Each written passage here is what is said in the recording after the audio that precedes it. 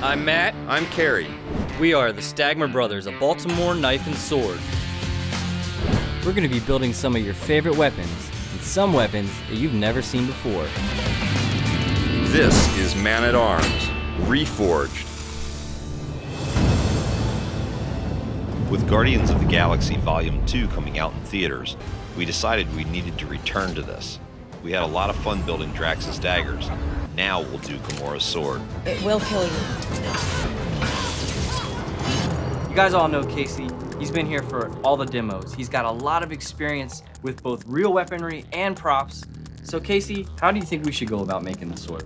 Now, Gamora's blades are excellent. They're light, they're quick, they're agile. These are close quarters weapons. Absolutely. I'm not sure we want to make a collapsible blade. I think what we really want to make is just a one piece so we can see how fast those things can whip around. We don't want to make a toy, let's make a weapon. Absolutely. Yeah, that's what we do here on Man-at-Arms. And I think Kerry's got some really good ideas on how to make it. Let's go ahead and throw it to him and see what he has.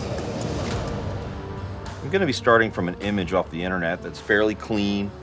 It's fairly straightforward so that we don't have to think about whether or not it's skewed and rotated. I've moved it over into AutoCAD, done the basic outlines of this piece, also laid out the center holes and the sections for the handle.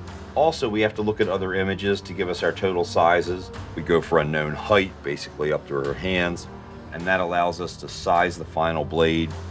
And then I'll just lay some straight lines like you see here going between these objects. That allows me to get my proportions correct.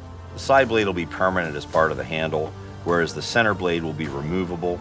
That will allow us to also put in the short blade that she uses when it's holstered.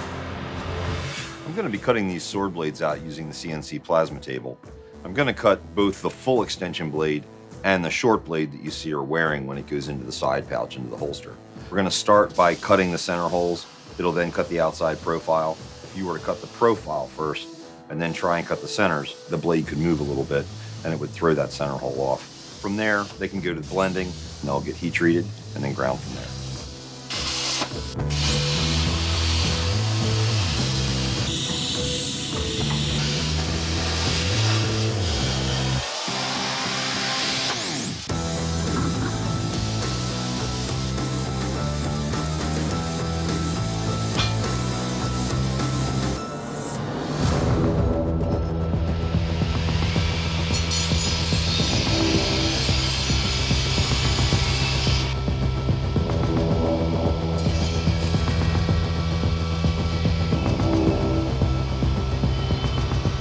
Gone ahead and roughed in the edges, but before I get too far, I want to grind the central fuller on these blades.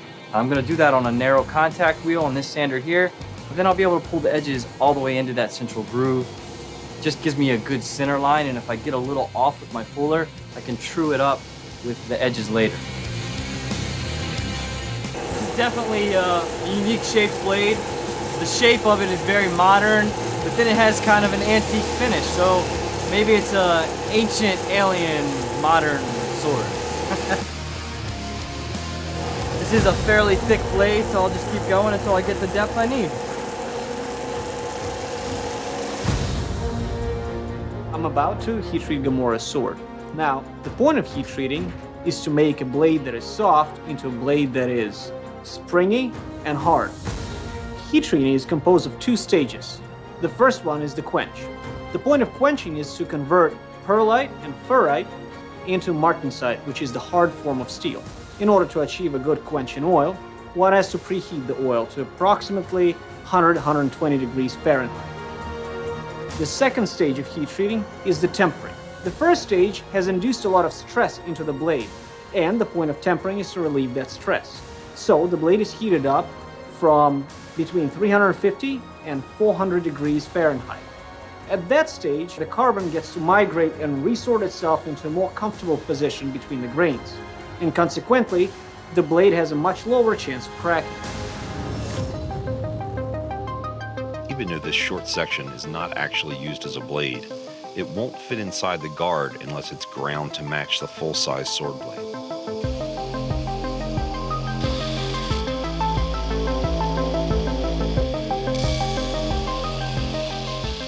Our plasma cutter is a fantastic tool. However, when it comes to fine detail, it's not the best. Its starting and stopping points sometimes leave these small circular cutouts. So for our Guardians of the Galaxy build on Gamora's sword, I'm going to take a diamond file, and I'm going to make this more of a V-shaped notch, just like it is on the end of her sword.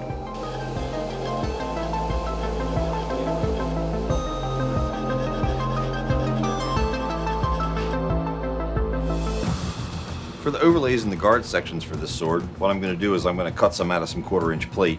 I'm actually going to cut the bladed section that you see on the side of the handle will become the internal portion of the guard for one side, and the 2 overlay plates, which will then be welded to that, that'll allow the blades to slide in and out. I'm going to go ahead and cut these sections out, and then we'll be able to put them together.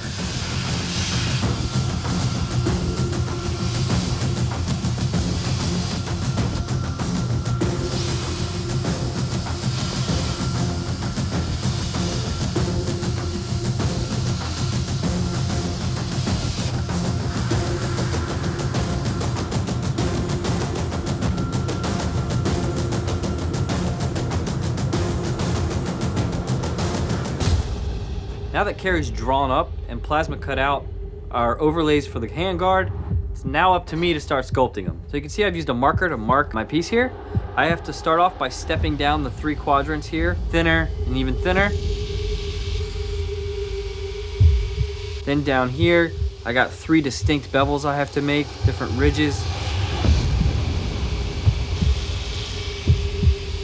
Then I have to go into the narrow wheel, add some fullers and some lines to add some extra detail. And then after that, we'll be able to heat this up, clamp it, and bend it to the form of the blade, get it all welded up.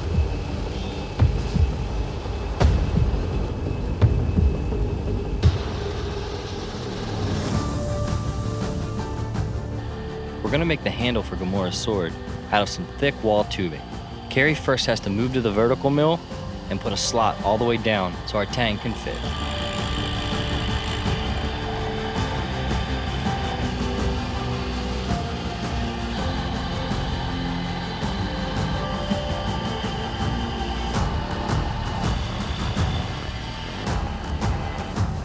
Now that Kerry has a slot in our thick wall tubing, he's now going to move to the sanders and give it some shape.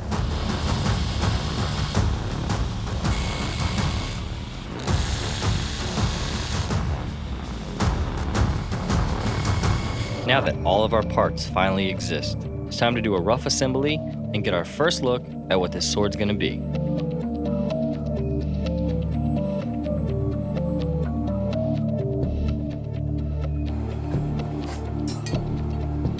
So we have our sword rough assembled out of CNC plasma cut parts, but we know you guys love forging. So Ilya decided we should do a comparison to show you the difference between forging a blade and doing one with a plasma cutter.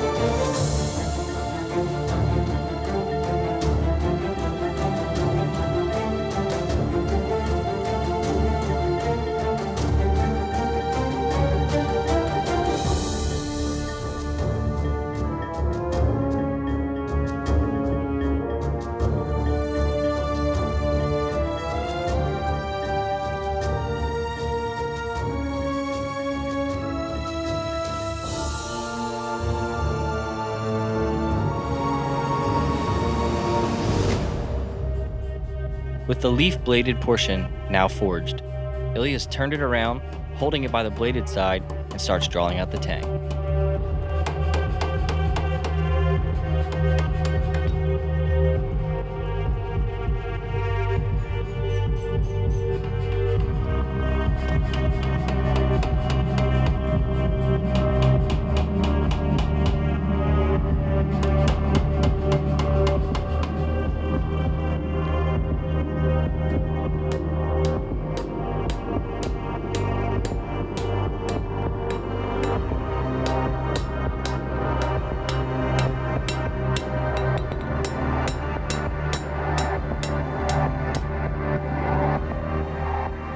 Ilya did a great job forging this blade. It matches the CNC one almost exactly. Now let's go inside and add the slots. We use the CNC plasma to cut out our other blade, I'm going to use the hand torch to do the detailing work in this blade by hand.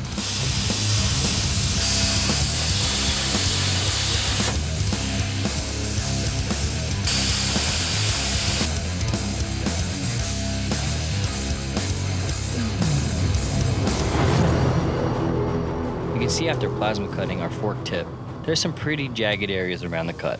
So I'm just gonna move to the slack of the sander and clean it up.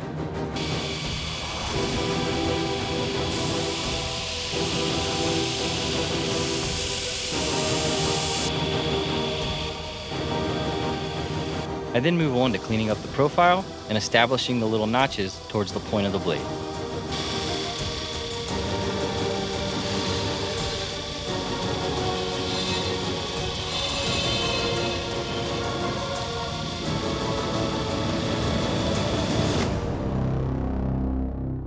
I have the side plates fitted up now.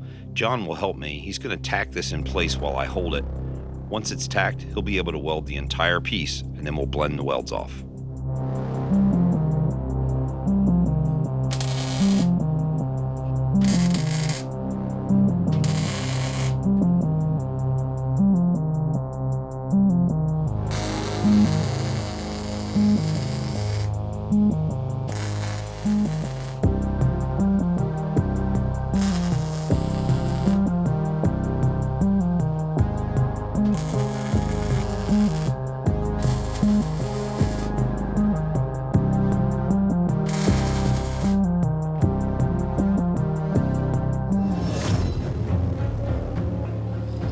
Matt's going to go to the sander and blend off these welds. He also has to do some reshaping because in the original design, this piece is probably made out of resin or plastic and it's very thick. I've trimmed down these designs so that they'll match the sword blade better, but Matt needs to make sure that the handle fits correctly as well.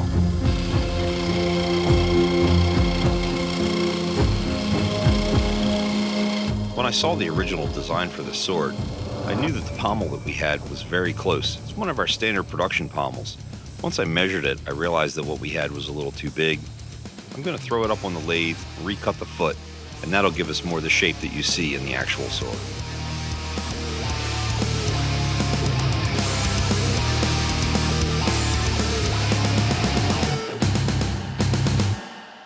I've gone ahead and done my final shaping on the rough belts. Now I'm going to run through 80, 180, 280, polish it up, then I'll hand the blade off to Rick, and he'll start drawing in and scooping out all of our little designs all the way up the blade.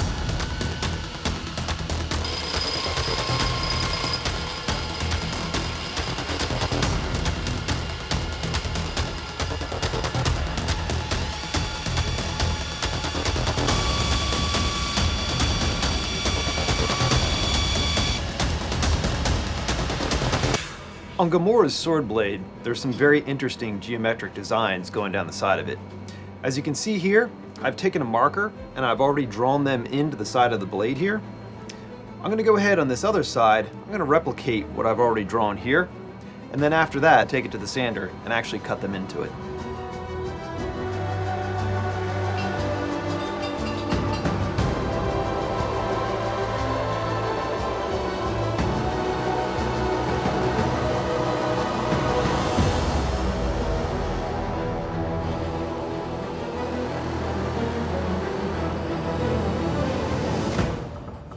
We use various materials as a resist when we're etching.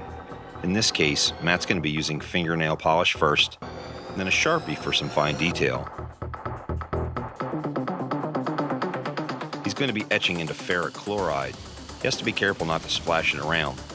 Once the piece is etched, we'll take it out, neutralize it, and then oil the entire section before we assemble the sword. Now that all the pieces of the guard are welded together and the details been etched onto the hilt, it's time to do the rough assembly. Rick's gonna place the parts onto the sword blade and tighten it all down by threading on the pommel. At first I wasn't sure how this design would work. Now that we've made one, it's definitely something we'd like to incorporate into builds in the future.